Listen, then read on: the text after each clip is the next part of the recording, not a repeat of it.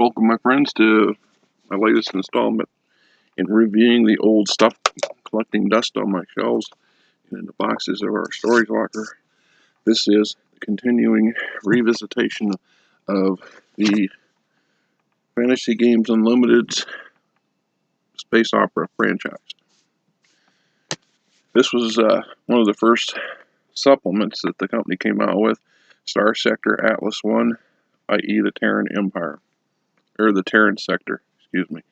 As I said in my previews of the two core rule books, that the creators and the writers took quite liberal license, if you will, of all the pre-existing game or science fiction fantasy franchises out there. TV series, movies, books, especially the books. And you'll see a lot of terminology, a lot of uses that mimic later stuff. And I don't think they cared that it almost sounded like they were plagiarizing themselves. Although there's a really fine line between what is plagiarism and what isn't. So you can do an homage to other stuff without outright banking off the top of their material. So in that aspect, when they say that the United Federation of Planets is what the Terran Federation basically is, there was no copyright on the particular term United Federation of Planets from Star Trek's creators that I'm aware of. So this allowed them to get away with it. There's a lot of references and crossovers and things like that outright do homage to various worlds and governments and so on in the known universe. The base concept of the rules was that you didn't need any of this stuff to create your own, and they gave you everything you needed, which it did make it look very chunky and very rules heavy. There's lots of rules there that, once again, were pick and choose what you need, what you don't need, and that could get confusing if you're not. Once you got into the understanding how that worked, it was much simpler to play, much easier to utilize. But typically, of any game company, they're a company. They're in it to make some money and to continue promote the hobby that they love themselves. These majority of the people that created these games and continue to create these games today are in love with the concept of the game, of gaming themselves. They, for the most part, did not get into this hobby or this business as a sole purpose of making money. I mean, I can guarantee you that my current employers did not get into the grease removal business because they are enamored in grease, that they love rolling around and playing it and promoting it. And no, they got it to make money because there was a huge demand for the service and they were able to capitalize on it. That is not how this stuff usually works. That said, once again, the core books also said that they set out from the beginning not to give you a whole slew of supplements. So, to be specific, there are almost no additional game rules in any of the space opera supplement material. That's not to say that you won't come across the occasional addendum or slight reversion or suggestion, but there are very few and far in between. Unlike a lot of game systems today, if you pick up a half dozen books and you look at them from a half dozen game systems, what are you going to find? Continuing additions to rules and add-ons and other stuff to either build upon what they've already established, or which encourages you to need to buy the next book. You know, it's not enough to have that one book. I can't have a book on creating monsters. I need to have a compendium of monsters and then have the next one and the next one, because each one adds another layer of mechanics and diversity and opportunities. So there's where they make money. That is the business model. It has been the business model for the better part of 40 years. I didn't make it that way, and I rail on it occasionally, but I understand that that's what it is. I get it, okay? So, when they set out, they said, okay, this is your playing world. Create your own world. And for the most part, that's what the two core books are designed to do. You don't need any of these other things. You don't. You can't say that too much today on most game systems that come out. There are a handful, but you really can't say that. Even if you have the core books of a dozen game systems, a half a dozen that I got on my shelves right now, without about 4 or 5 supplement books, you really can't play the games. You can't play them well. And that's been hard because they've stripped out certain elements of rules and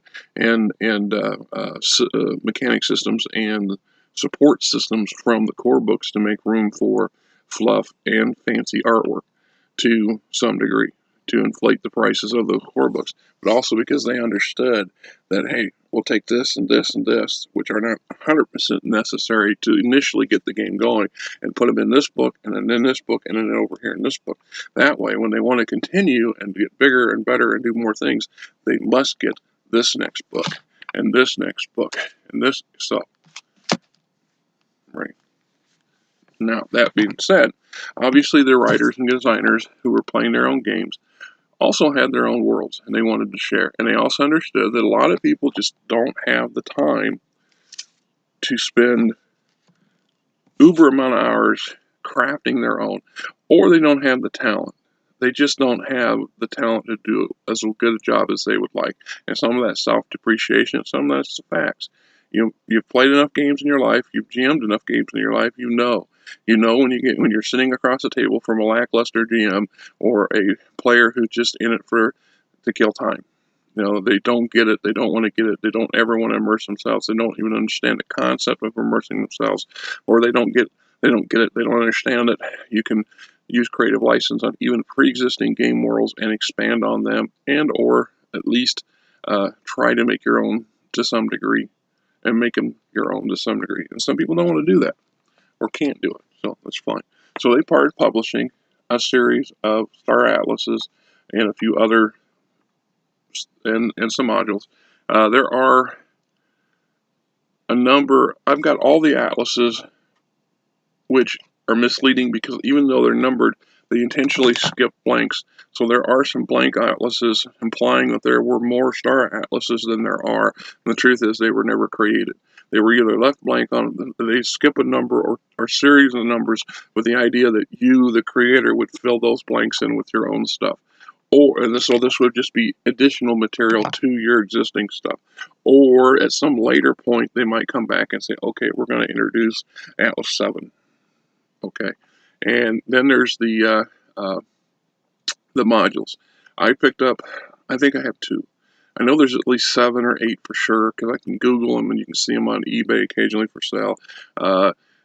Once I got the first couple of them, first off, this stuff had already gone out of print when I started buying it. I was fortunate. This is like my Judges Guild material.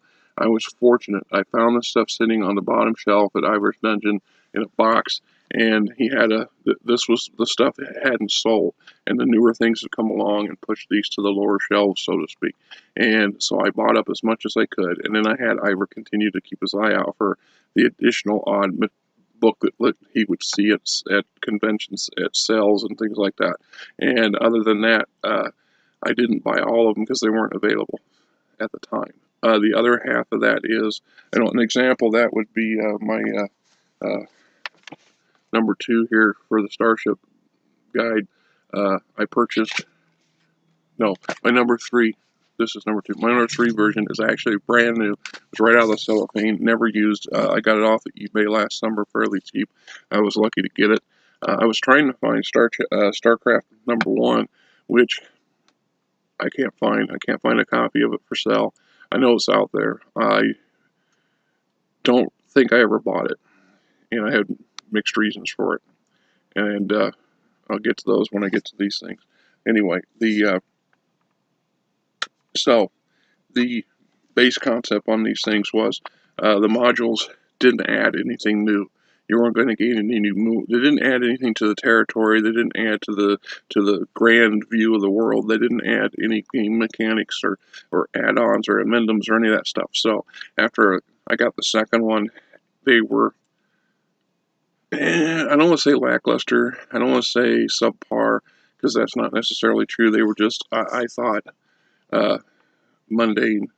They weren't overly exciting, and they didn't fit into the type of games I was running at the time. So I created my own, and that was one of the huge draws for me as a GM in the first place, was the world building, was creating my own adventures and sharing them with my friends, and to inspire them to what they would inspire me, and I would inspire them. That was kind of the gist of it, right? Okay, so the Terran Federation. All right, now, one of the things that makes this one stand out, first off, is it gives us their version of the human history, and it's from a third party. An actual alien observer belonged to this other starfaring empire, which we have a source or a star chart, one of these books for, more advanced race, were observing the humans' development and watched us up through the 60s and 50s. Slowly working our way into a self-destruction. Remember, at some point, this became futuristic history as far as the writers are concerned, because they were living the 70s, and when they were getting into the 90s and the year 2000 and later years, they were trying to envision what, if this were to happen, what would happen, kind of stuff. And at some point, it became very obvious to the third-party aliens that the humans were going to obliterate each other at some point with the nukes that they were piling up. So they discussed it among themselves and agreed that it would not be interfering in the development of a primitive race, to provide them with the shielding of what they call xenon generators, which would basically make nuclear weapons obsolete. And then they installed a major generator in one of the poles, and then picked the North American, European, NATO kind of type people over the Soviet bloc people as the more rational, because they did some numbers and believed that if they concluded that if they give the devices to the Soviet bloc nations had a 70% chance, 60% chance, as listed in here, that they would obliterate the other side. They would automatically make a preemptive attack. So, where the Western powers were not inclined to do that. So they gave the Western powers the leg up. And then they picked a brilliant scientist, brainwashed him, blanked his mind, so he didn't realize he was being educated by aliens, how to develop and design their own xenon devices that would basically protect the majority of the world. So, and according to this, on June 28, 2008, the Soviet world fired 4,900 missiles carrying 14,700 nuclear warheads in a preemptive strike against the alliance. Only 26 warheads detonated over unshielded targets. The Soviet world resistance collapsed immediately as its leaders realized that they had no protection against the alliance nuclear weapons. Within 1 hour, the wet firecracker war was over. So, the aliens weren't wrong. That at some point, the Soviet leaders, somebody would get an itchy trigger finger and push that button. You have the toys, you can't resist to use them. We have some modern equivalents today. This is why we worry about crazy people like the North Korean leadership. They're not exactly all that stable, and they're paranoid. At some point, someday, they're going to get itchy. We've got these toys, we want to use them. And it's going to be a sad day for everybody, mostly for them and the South Koreans. But it's going to be a bad day for everybody. So after this allowed the alien, or the population of the planet, to start to form a world government. And at this point, they became interested in exploring the solar system and developing it, i.e., the early colonization of the solar system. It was during the mid phases of this era that the aliens interfered one more time in human development. They knew of a badly damaged bug warship that was floating in the outer reaches of the solar system, and instead of removing it so we wouldn't get our grimy little hands on it, they left it there, making the assumption at some point we would find it and go through its crippled remains, glean enough information out of it to begin to develop our own crude starship, our star faster light travel capability, which we did, which is what allowed us to begin exploring the neighboring star systems.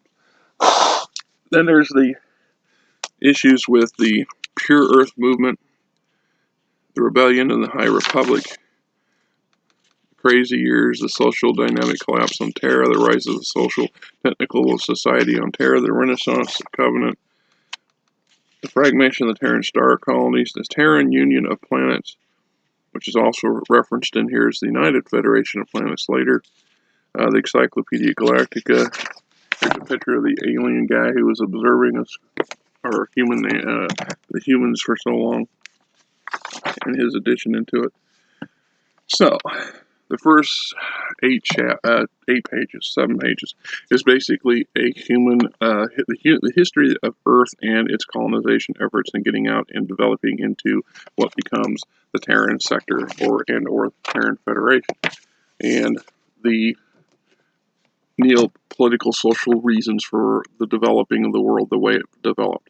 That being said, it's reasonable. It's actually a reasonable kind of thing. I could see a lot of that sort of happening. And it's typical human nature. We progress and then we regress. We progress and we regress. We take steps forward and then we take a step back, or we fall back, or we slide backwards, or get dragged back, and then we drag ourselves forward. It never ends. I mean, not to get off on a too big of a sidebar political rant, I often wonder how different the world would be today if the world governments had taken just 10% of the budgets that they used for military applications and security and so on and so forth, and applied it to space and space exploration, just where we would be today. I know so many of the authors of the early 40s and 50s science fiction books truly believed that the atomic era was the beginning of a new open world era for humanity, that we would have got off the planet many years ago. This is one of the reasons why I'm a big advocate of people like Elon Musk. He gets a lot of heat.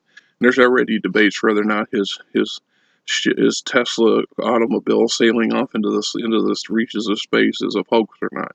And I'll tell you, I 100% believe it's a real thing. And my reasoning is the man has an extreme amount of money, and he can do things like that. I would do something like that if I had his kind of money, because I can. Because it's a neat thing to do, and it's I got to test fire this huge, massive rocket. So instead of putting a bunch of concrete blocks in here, let me fire off let me fire off a car and put it in orbit, because nobody else has done it, and nobody else is likely to do it, and it makes a point. It makes a point. After 50 years of work from NASA, what has NASA accomplished? The government-run agencies of the world have done a lot, I will grant you, but they have fallen so far short of where they could be today. If they'd applied themselves, if they'd been given the free rein and the resources, importantly, that 10% resource to accomplish great things, and were encouraged to do so. You have to spill some blood sometimes. People have to die sometimes to open up the frontier. And if that's the way it worked, a lot of people died to open up the frontier of Earth.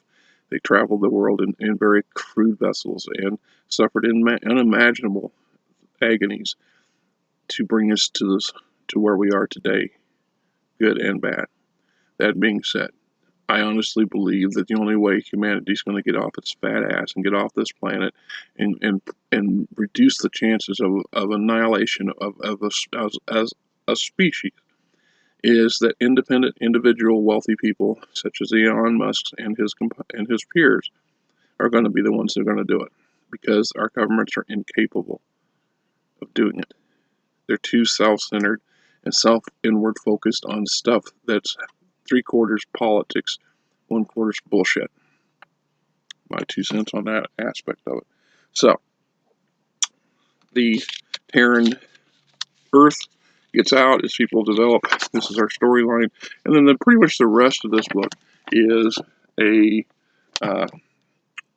about 60 or so planets, and they range in size and populations from a few hundreds to trillions. And some are partially inhabited by other alien races, and some of them are inhabited by solely by Earth and have been terraformed. Others are just marginal worlds, but have resources that are very valuable, or their locations are important, and so on and so forth. The main thing here is that you have a wide selection of worlds that are within Sector 1, also the Federation, so you can play in and out. You don't have to. There's so many of these worlds, you never have to create any of your own. And between these and the other atlases, you've got hundreds of places to go. And this is part of that, supplement world building, if you will. One or two of these things that stand out to me, like I said, they do a lot of homages to a lot of game systems or books and novels and movies and things like this. Here's one, and let me read you a couple entries on it, and you tell me what you think. Achener 6, an extremely desert planet. High temperatures and virtual absence of moisture eliminate all but the hardiest life forms, most of which are inedible or so dangerous they only an expert skill or heavy armament can save a man. We have a vast 6A plus category segment worms that could burrow through the sands as fast as tracked vehicles. The worms of the deep desert are capable of destroying a spice crawler, even a powerful continental siege unit, in moments. Only heavy blast cannons, thermal nukes can dispatch them. Even sand worms are rated as equivalent to heavy armored fighting vehicles. And then there's the Fremen. The nomadic tribesmen are themselves dangerous to most outsiders. Pressed, even hunted down by the corporate authority. So, that ain't Dune, I don't know what is. Right? Then we have another one here, Arcturus 6. Very Terran in favor, but has a Western style that is adopted to reflect the ranching and farming nature of the planet. Use of weapons against citizens is an executional offense, but common brawling is regarded as manly if one stops short of maiming or killing an opponent. And he's much enjoyed, blah, blah. Lots of good stuff. Now, one of the things I liked about it, and I still like, it comes out of the core book, is the sheer depth of scientific data that you apply to creating given worlds. That you give it its own bio, its own stat sheet. Each planet has its details, and you can make the argument, oh, we don't need that much. And I can look at the Star Wars system and show you they don't use a lot compared to what these guys do. These guys do. Once again, this was a game system was based on hard science, or what was considered hard fantasy at the time. We wanted hard sci-fi fantasy. We wanted hard sci-fi science. So it's just like Star Trek, the old Star Trek anyway. And the more and more I think about it, the more I'm going to review that system when I get to it, when I get time, because there's a lot to be said there. That when you include scientific characters, you include medical characters, you're going to have a little bit more advanced level of information. You need to be a little more cerebral if you're going to apply them. And in some aspects, if you think about it, what are the scientists of a sci-fi system but the techno wizards, or i.e. wizards of a fantasy setting? And what are the medical doctor professionals, if not clerics? Just using technology and knowledge as opposed to magic and divine guidance. So, just something to consider. And, like I said, lots of different little worlds, different, we got occasional artwork, but most of it's, it's passable. This is the sort of stuff I'm capable of drawing up to this degree myself, but there's no color. There's not a lot of highly detailed ones, and some of this stuff, I mean, look, didn't that look like some moon buggy out of a 1950s science magazine or sci-fi magazine? I think I've seen things like that in old popular science books. So, Star Atlas 1. Even if you can't get it, you don't like the system, it's good to know where we came from.